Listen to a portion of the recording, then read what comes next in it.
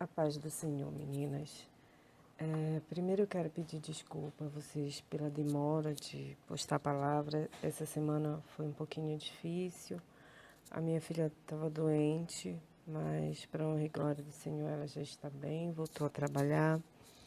Ontem, quando eu pensei em gravar o nosso áudio, a gente recebeu uma notícia um pouquinho triste, mas os planos de Deus são assim.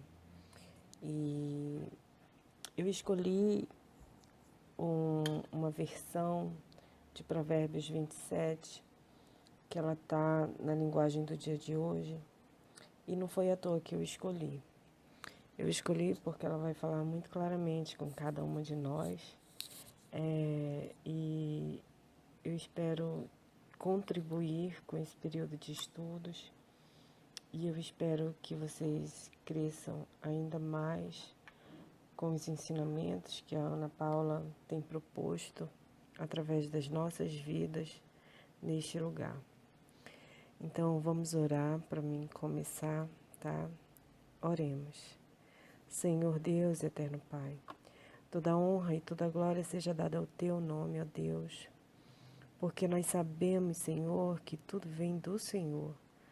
Nós sabemos que o Senhor é santo, que o Senhor é irrepreensível, que o Senhor é o Rei, é o dono das nossas vidas e é soberano sobre todas as coisas que chegam até nós.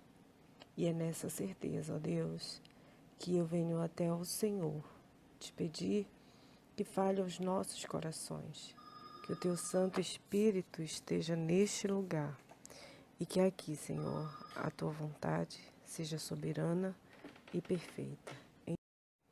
Não conte vantagem a respeito dos seus planos para o futuro, pois você não sabe o que vai acontecer a você amanhã.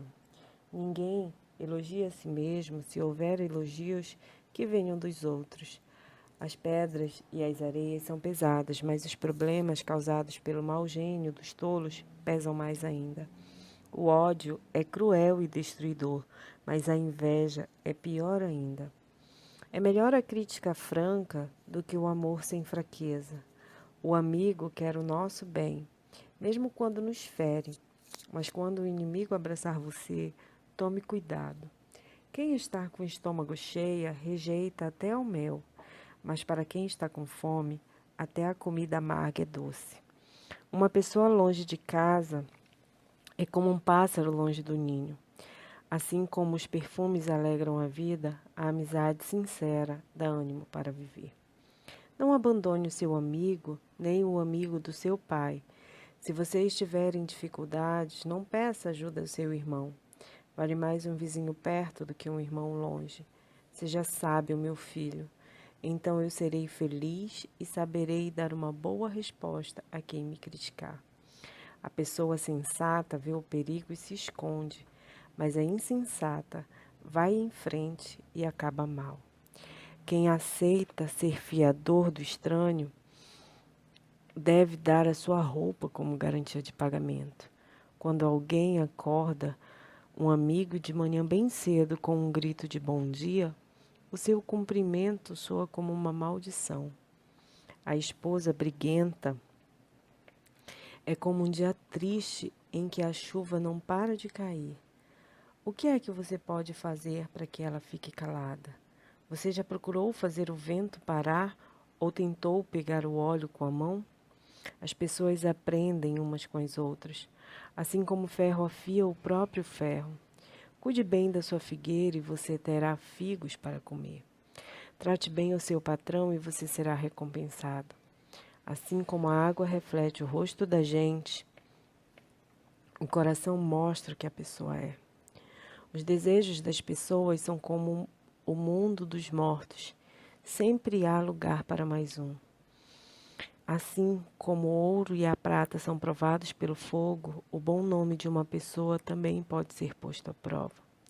Mesmo que você batesse num tolo, até quase matá-lo, ainda assim ele continuaria tão tolo como antes. Cuide das suas ovelhas e do seu gado o melhor que puder, porque tanto as riquezas como os governos não duram para sempre. Primeiro você corta o feno, depois corta o capim dos montes, enquanto espera que o feno cresça de novo. Aí você vai fazer roupas com a lã das suas ovelhas e comprar mais terras com o dinheiro que ganhou com a venda de alguns cabritos. E as cabras darão leite com fartura para você e para a sua família e também para os seus empregados.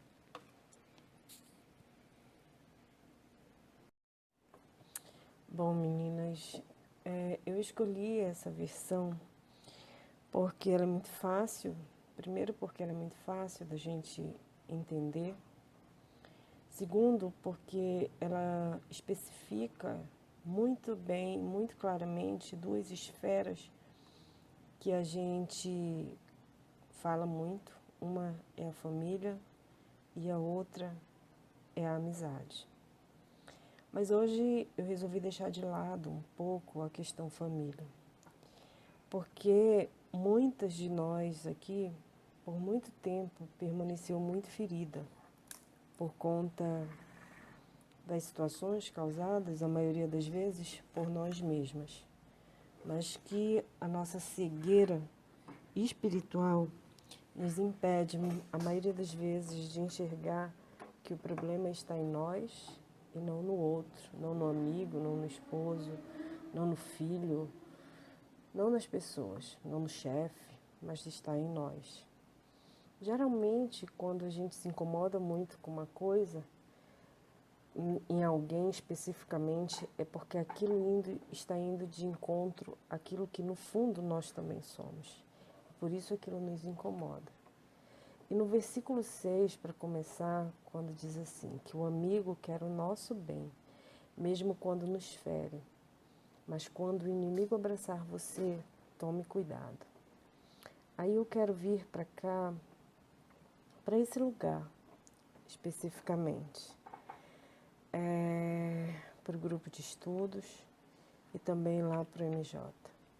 Quantas vezes a gente presencia ou presenciou a rebeldia de algumas meninas que não aceitam a instrução dada por conta do ego, que está muito inflado, por conta da arrogância mesmo, às vezes, e por conta das feridas que o dia a dia vai deixando e que a gente não consegue perceber que eles nos paralisam.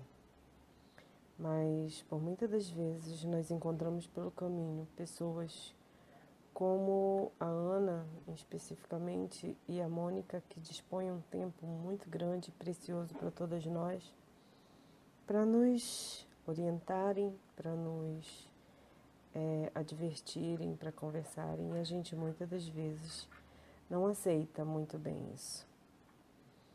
E aí, em seguida, o texto diz, de Provérbios, que aquele que está com o estômago cheio rejeita até o mel, mas para quem está com fome, até a comida amarga é doce. E aí eu vejo que a gente se enquadra muito nisso. Quando a gente tem a sede de Deus, quando a gente tem o desejo de mudança total, a gente engole essa comida amarga com um sabor tão diferente, porque o nosso coração vai sendo limpo, as nossas áreas sujas, digamos assim, vão sendo restauradas, o nosso estômago passa por uma reeducação, vamos usar esses termos, e os nossos ouvidos, eles passam por essa dieta. Eles aprendem a ouvir, eles passam a alimentar o nosso coração de um mel puro, porque a palavra de Deus é isso, ela é mel. Ela vai nos mostrar que se a gente estiver distante da casa de Deus, a gente vai vaguear, que é o que o verso 8 nos diz, que uma pessoa longe de casa é como um pássaro longe do ninho, e assim somos nós quando estamos longe de Deus. ficamos vagueando. E vagueamos porque não nos alimentamos, porque achamos que estamos com o estômago cheio. Mas muitas das vezes o que acontece com a gente é que a gente se enche de porcaria e esquece de comer a comida saudável, que é a palavra de Deus, que é a oração, que é o conselho do amigo verdadeiro, que é ouvir aqueles que nos amam, e a gente sai deixando que os nossos ouvidos se emprenhem por qualquer coisa. E muitas das vezes a gente não enxerga que as nossas ações se refletem nisso. Quantas de nós prefere perder um amigo sincero do que permitir que ele seja um perfume nas nossas vidas? O texto continua lá no verso 10 nos dizendo que não devemos abandonar esse amigo. E eu pergunto também aqui, aonde tem entrado o seu amigo Jesus na sua história? Você tem sido sensata em se esconder dos perigos? Ou você tem seguido adiante com as suas próprias opiniões e decisões? O que você tem feito com aquilo que o seu amigo Jesus tem te tentado corrigir? Tem te tentado dizer que é hora de parar de andar em círculos, que é hora de parar de vaguear, né? No verso 15 ele diz que a esposa briguenta é como um dia triste em que a chuva não para de cair. O que é que você pode fazer para que ela fique calada? Você já procurou fazer o vento parar ou tentou pegar um óleo? O que você tem feito com situações como essa? Você tem tentado parar a chuva na marra? Ou você tem se deixado instruir, se corrigir? Ou você tem deixado que o puro óleo, o puro mel que foi colocado sobre os seus cuidados, que ele saia por entre os seus dedos porque você não consegue calar, você não consegue ouvir, você não consegue reconhecer Deus nas pessoas que estão ao teu lado? E é isso que a palavra aqui tem tentado nos dizer, que nós somos os reflexos de Deus aqui nesta terra, que nós precisamos aprender uns com os outros, porque assim como o ferro afia o próprio ferro, é o que diz no verso 17, nós aprendemos com o exemplo do outro, mas aprendemos não fazendo a mesma coisa que o outro, mas eu acho que é reconhecendo que a mudança do outro, ela foi necessária para que ela vivesse o bom momento que ela vive.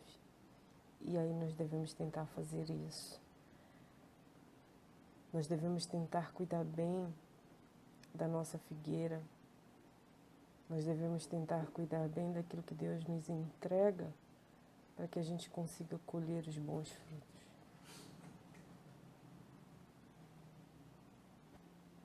Muitas das vezes o que o amigo quer nos dizer, quer refletir sobre nós, é que as suas experiências tornam as nossas mais fáceis e mais leves. Esse é o reflexo de Cristo na vida daqueles que experimentam a comida amarga.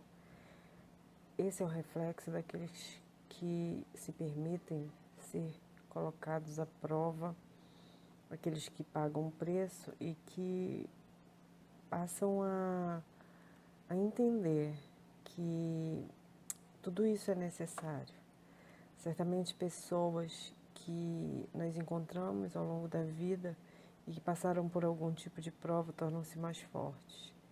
E quando a gente enxerga esses exemplos como exemplos de que nós precisamos seguir isso também, as nossas lutas se tornam mais leves. E elas sempre vêm com o reconhecimento de que Deus está à frente de todas as coisas. O que nós não podemos permitir é que a gente continue com as tolices e meninices de sempre. A gente não precisa controlar o nosso ímpeto, porque o cuidado com essa árvore, com essa figueira que nos é entregue por Cristo para que a gente cuide, ela é fundamental para que a gente reconheça o nosso crescimento perante as situações espirituais. Porque quando a gente aceita passar pela prova, quando a gente aceita que Cristo vai fazer a diferença, a gente começa a colher frutos. E são esses frutos que nós temos conseguido enxergar em muitas aqui, através dos muitos estudos que já se passaram por aqui durante esse mês. Talvez para a grande maioria, no primeiro momento eu não consigo acompanhar devido à minha rotina de hoje em dia, mas quando eu paro nos finais de semana eu vou olhar de um por um e a gente vê que a grande maioria tem tentado cultivar e tem tentado manter bons frutos nas suas figueiras. Certamente, o que vocês estão plantando hoje, lá na frente vocês colherão bons frutos. Isso valerá muito mais do que se vocês persistirem em gritar, em brigar, em confrontar com situações como aquelas que eu disse que eu não ia tratar, que é as questões familiares. Hoje é tempo de você se enraizar em Cristo. Chegou o tempo de você se enraizar naquele que deu a sua vida por ti. Chegou o tempo de você cuidar de pessoas. Chegou o tempo de você fazer a diferença e não ficar vagueando. Chegou o tempo de você encontrar em Cristo as respostas, porque Ele vai te dar a solução. Certamente, se alimentando de Deus, se alimentando daquilo que muitas das vezes vai cortar você, porque você precisa mudar, certamente você sentirá a diferença no futuro e você vai reconhecer Cristo em cada uma dessas coisas. É isso que eu tinha para dizer para vocês. É um texto de Provérbios muito extenso, mas eu acho que basicamente é isso. Nós temos um amigo chamado Jesus Cristo e esse amigo usa amigos para falar conosco, que a gente possa estar atento para tudo isso e que a gente possa praticar todas as coisas que estão dentro de Provérbios 27. Fiquem com Deus, em nome de Jesus. Amém.